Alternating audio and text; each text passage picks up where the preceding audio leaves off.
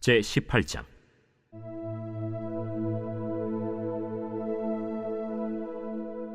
이에 다윗이 그와 함께한 백성을 찾아가서 천부장과 백부장을 그들 위에 세우고, 다윗이 그의 백성을 내보낼세 3분의 1은 요압의 휘하에, 3분의 1은 스루야의 아들 요압의 동생 아비새의 휘하에 넘기고, 3분의 1은 가드 사람 이때의 휘하에 넘기고, 왕이 백성에게 이르되, 나도 반드시 너희와 함께 나가리라. 백성들이 이르되, 왕은 나가지 마소서. 우리가 도망할지라도 그들은 우리에게 마음을 쓰지 아니할 터이요, 우리가 절반이나 죽을지라도 우리에게 마음을 쓰지 아니할 터이라. 왕은 우리 10,000명보다 중하시오니 왕은 성읍에 계시다가 우리를 도우심이 좋으니이다. 너희가 좋게 여기는 대로 내가 행하리라. 하고 문 곁에 왕이 섬에 모든 백성이 100명씩 1000명씩 대를 지어 나가는지라. 왕이 요압과 아비새와 이때에게 명령하여 이르되, 나를 위하여 젊은 압살롬을 너그러이 대우하라. 하니 왕이 압살롬을 위하여 모든 군 지휘관에게 명령할 때 백성들이 다 들으니라. 이에 백성이 이스라엘을 치러 들로 나가서 에브라임 수풀에서 싸우더니 거기서 이스라엘 백성이 다윗의 부하들에게 패하매, 그날 그곳에서 전사자가 많아 20,000명에 이르렀고 그 땅에서 사면으로 퍼져 싸웠으므로 그날의 수풀에서 죽은 자가 칼에 죽은 자보다 많았더라. 압살롬이 다윗의 부하들과 마주치니라. 압살롬이 노새를 탔는데 그 노새가 큰 상수리나무 번성한 가지 아래로 지날 때 압살롬의 머리가 그 상수리나무에 걸리매 그가 공중과 그 땅 사이에 달리고 그가 탔던 노새는 그 아래로 빠져나간지라. 한 사람이 보고 요압에게 알려 이르되, 내가 보니 압살롬이 상수리나무에 달렸더이다. 요압이 그 알린 사람에게 이르되, 네가 보고 어찌하여 당장에 쳐서 땅에 떨어뜨리지 아니하였느냐? 내가 네게 은 10개와 띠 하나를 주었으리라. 내가 내 손에 은 1,000개를 받는다 할지라도 나는 왕의 아들에게 손을 대지 아니하겠나이다. 우리가 들었거니와 왕이 당신과 아비새와 이때에게 명령하여 이르시기를 삼가 누구든지 젊은 압살롬을 해하지 말라 하셨나이다. 아무 일도 왕 앞에는 숨길 수 없나니 내가 만일 거역하여 그의 생명을 해하였더라면 당신도 나를 대적하였으리이다. 나는 너와 같이 지체할 수 없다. 하고 손에 작은 창 셋을 가지고 가서 상수리나무 가운데서 아직 살아있는 압살롬의 심장을 찌르니 요압의 무기를 든 청년 10명이 압살롬을 에워싸고 쳐 죽이니라. 요압이 나팔을 불어 백성들에게 그치게 하니 그들이 이스라엘을 추격하지 아니하고 돌아오니라. 그들이 압살롬을 옮겨다가 숲을 가운데 큰 구멍에 그를 던지고 그 위에 매우 큰 돌무더기를 쌓으니라.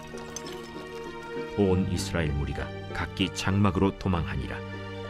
압살롬이 살았을 때 자기를 위하여 한 비석을 마련하여 세웠으니 이는 그가 내 이름을 전할 아들이 내게 없다 하고 말하였습니다.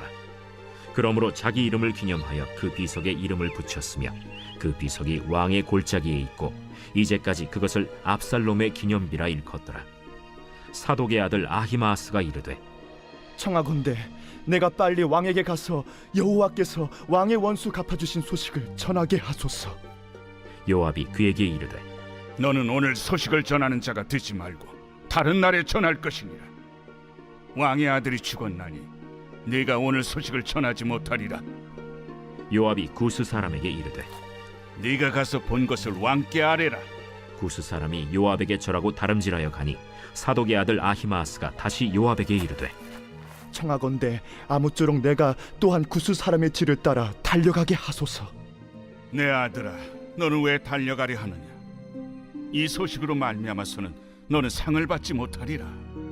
하되 그가 한사코 달려가겠노라 하는지라.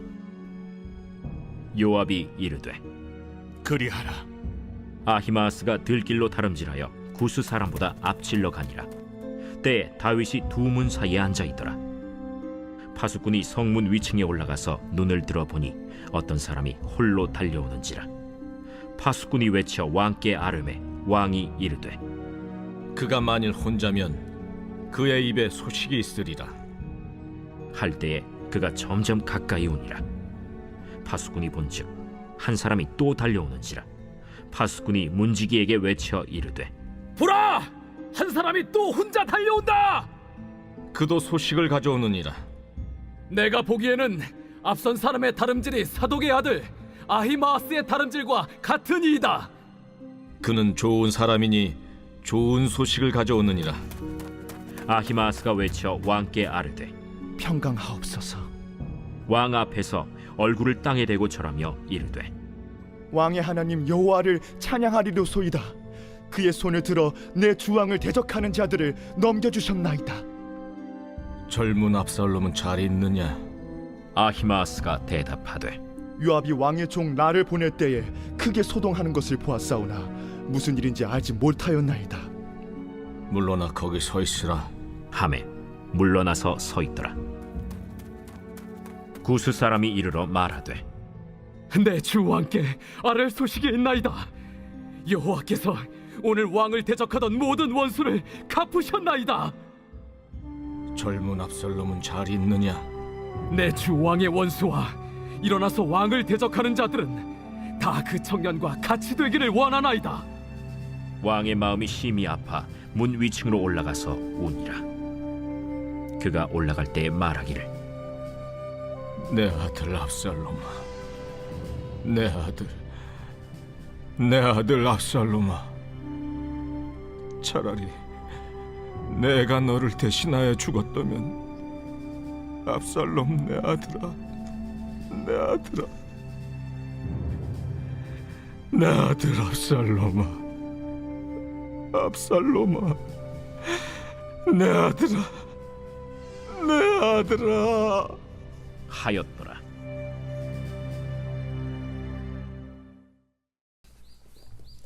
할렐루야. 이른 새벽 우리 주님 전에 오신 믿음의 성도님들을 환영하고 축복합니다. 여러분, 다윗 왕은 이 압살롬과의 전쟁을 앞두고 있었죠. 그래서 다윗은 병력을 셋으로 나눠서요, 요압과 아비새와 이때에게 지휘를 맡깁니다. 그리고 말을 합니다. 나도 반드시 너희와 함께 가리라. 자신이 전장에 참여할 것이다 라고 얘기를 하는데요. 그때 부하들이 왕은 나가지 마시옵소서 라고 만류를 했습니다. 왕은 1000명의 병사보다 10,000명의 병사보다 중하다라고 이렇게 성경은 기록하지만 사실 그들의 속에는 다윗이 참전을 하지 원하지 않았던 진정한 마음에는 다윗 왕이 지금 흔들리고 있기 때문에 그의 판단이 예전만 하지 못하다라는 것을 모두가 다 알고 있었기 때문입니다.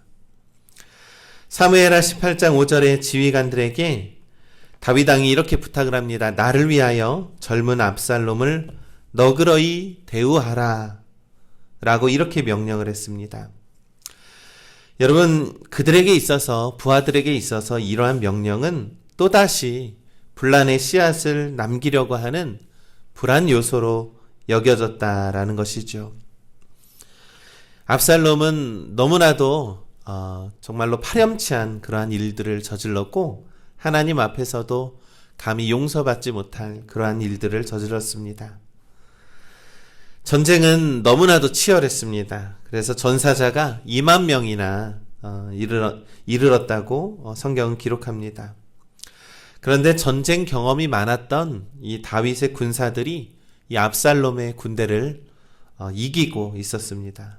그로 인해서 후퇴하던 압살롬이 그가 자랑을 했던 아주 긴 머리카락을 자랑을 했었지만 후퇴하는 과정에서 상수리 나무에 그 머리카락이 걸려서 이 압살롬이 대롱대롱 그 나무에 매달리게 된 것이죠.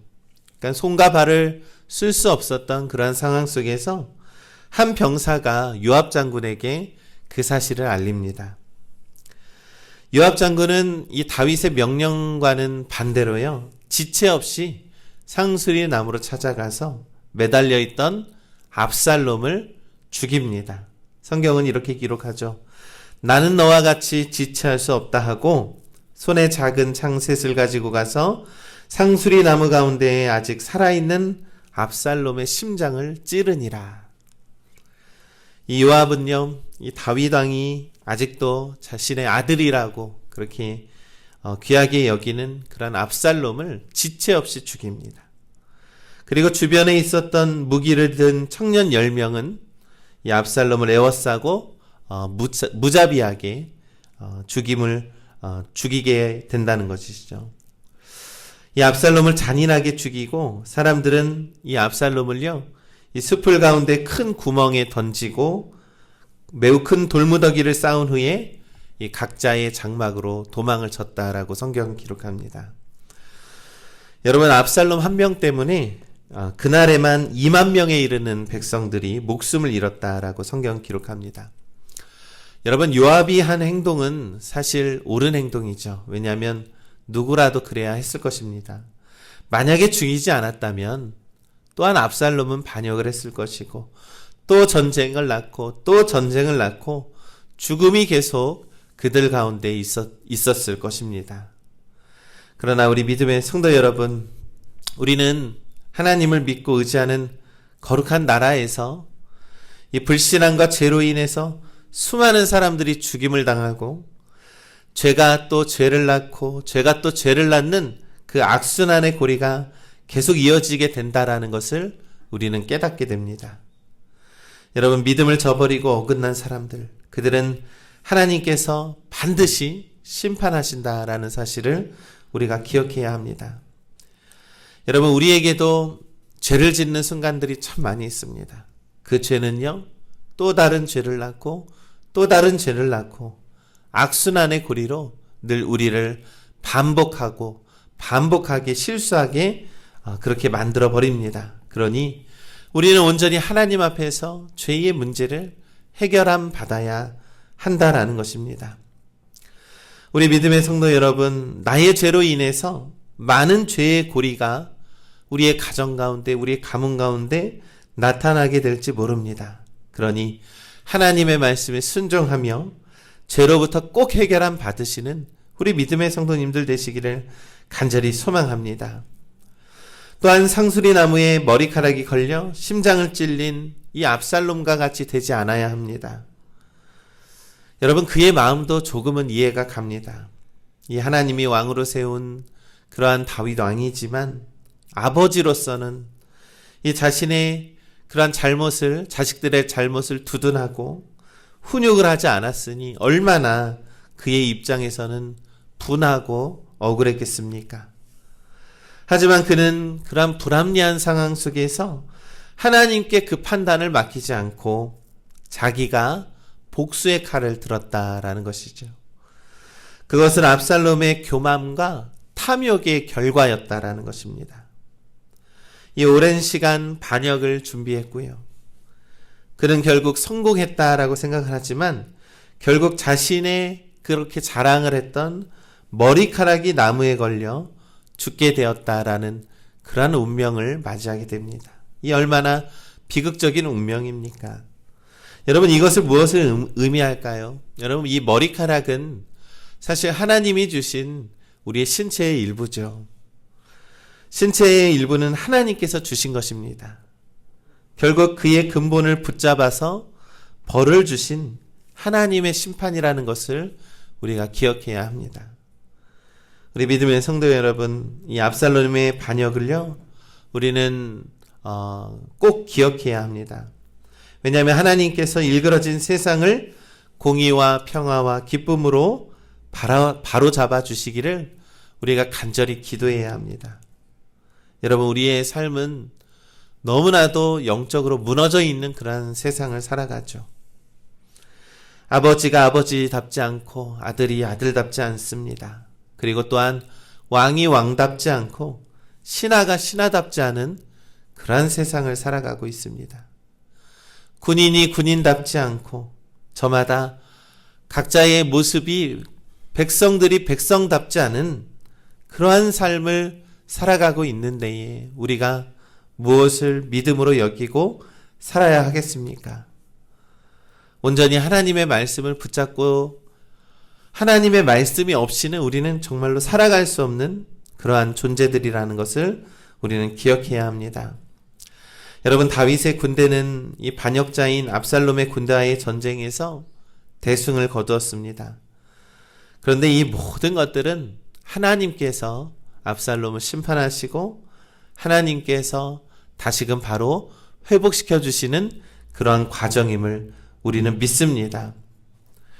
여러분, 우리는 무너져 있던 모든 세상과 무너져 있던 모든 질서를요, 하나님께서 회복시켜 주실 것을 우리는 믿습니다. 그래서 우리 오늘 하나님을 믿고 의지하며 살아가시기를 간절히 소망합니다. 이제 압살롬이 죽었습니다. 이 요압은요, 이 아히마스라고 하는 부하가 다윗에게 이 전장의 소식을 알리고자 했습니다. 그런데 요압 장군이 알리지 말아라. 다윗 왕은 그의 아들이 죽은 것으로 인해서 많이 슬퍼할 것이다 라고 만류했습니다. 그런데 그 아히마스는 그 말을 무시한 채 다윗 왕에게 빠르게 달려갑니다. 그런데 다윗 왕은 자신이 이 전쟁이 왕께서 승리했습니다라고 하면 오히려 좋아할 줄 알았는데 다윗은 큰 슬픔에 잠겨 있었습니다. 왜냐하면 자신의 잘못과 자신의 부족함으로 인해서 그의 아들이 잘못된 길을 가게 되었고 그의 아들이 결국에는 죽임을 당했기 때문입니다. 이때 다윗은 성경에서 이렇게 슬퍼합니다.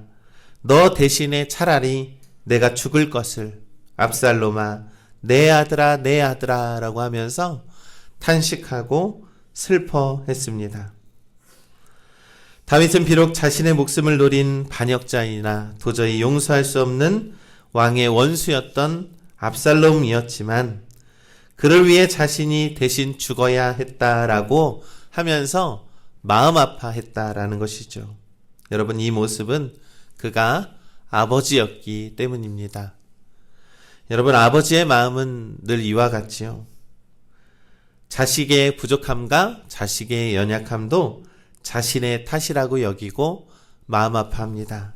그리고 그 아들의 죽음과 그 아들의 잘못을 가슴 아파하고 눈물로 통곡하며 슬퍼하는 것이 바로 아버지의 모습이기 때문입니다. 하나님도 우리에게는 아버지와 같죠. 우리가 때로는 실수를 저지르고 죄를 저지른다 할지라도 누구보다도 가슴 아파하시는 것이 바로 하나님 아버지이기 때문입니다. 사랑하는 우리 믿음의 성도 여러분, 세상 속에서 우리 죄를 많이 짓고 살아갑니다. 그러나 그것 때문에 우리 아버지의 마음을 얼마나 많이 아프게 합니까? 사랑하는 우리 믿음의 성도 여러분, 그러기 위해서 우리 하나님 아버지 앞에 우리의 부족함과 연약함을 늘 인정하시고 주님께 나와서 하나님의 인도하심 따라 하나님의 보호하심 따라 살아가시기를 간절히 소망합니다. 하나님은 언제나 우리를 지키시기를 원하고 우리를 인도하여 주시기를 원합니다. 우리가 죄에 빠지지 않게 우리를 책망하기도 하시며 우리를 돌보시고 우리를 가르쳐 주십니다. 그러니 온전히 하나님 곁에 계셔서 하나님의 은혜를 누리시며 살아가시는 우리 믿음의 성도님들 되시기를 간절히 소망합니다. 오늘도 하나님께서 인도하심 따라 우리 성령이 주시는 힘과 능력으로 우리 어깨 피고 든든하게 살아가시는 우리 팔복영광교회 믿음의 성도님들 되시기를 주님의 이름으로 간절히 축원합니다.